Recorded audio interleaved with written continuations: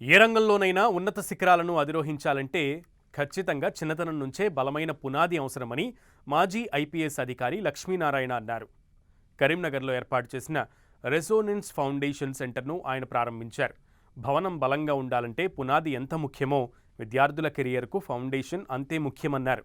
10వ తరగతిలో ఒత్తిడి ఎదుర్కోవడం కంటే 6వ తరగతి నుంచే ప్రణాళికాబద్ధంగా సిద్ధమైతే విద్యార్థులు అద్భుతమైన విజయాలు సాధిస్తారని రెసోనెన్స్ ఎండి పూర్ణచంద్రరావు పాల్గొని తెలిపారు.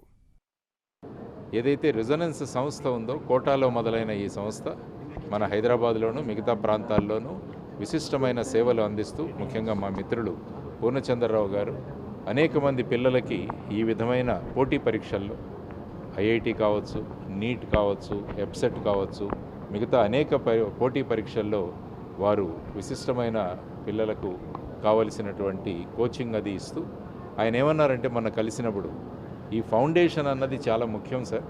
చాలామంది పిల్లలు 10th వరకు చదివిన తర్వాత సడన్గా ఇంటర్మీడియట్లో వాళ్ళకి ఆ టైం సరిపోదు. అందువల్ల మనం చిన్నతనం నుంచే అంటే 6వ తరగతి నుంచే వాళ్ళ మీద లోడ్ పడకుండా, అంటే వారానికి 3 రోజులు సాయంత్రం ఒక 2 గంటలు కనుక వాళ్ళు ఈ ఫౌండేషన్ కనుక చేయగలిగితే ఇంటర్మీడియట్ వచ్చాక వాళ్ళకి ఈ పోటీ పరీక్షలు ఎదుర్కోవడం చాలా సులభమని చెప్పి అనేక ప్రాంతాల్లో వారు ఈ ఫౌండేషన్ కోర్స్ స్టార్ట్ అవుతున్నారు. నమస్కారం అండి. ఈరోజు రెసోనెన్స్ ఫౌండేషన్ సెంటర్ని మేము కరీంనగర్లో ప్రారంభించడం జరిగింది.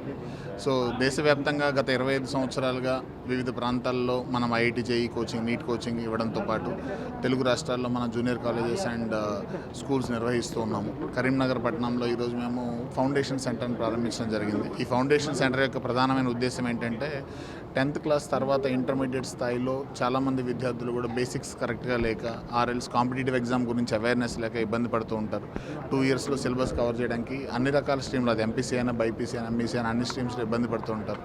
దానికి సంబంధించి మనం ఎర్లీగా ఫౌండేషన్ కోర్సెస్ ఇస్తే వాళ్ళు ప్రిపేర్ అయ్యే విధంగా, వాళ్ళ మీద బర్డన్ లేకుండా ఎగ్జామ్కి పనికొచ్చే విధంగా స్కిల్ సెట్స్ ఉండేలాగా కరీంనగర్లో ఈరోజు ప్రారంభించుకోవడం జరిగింది. నమస్కారం అండి.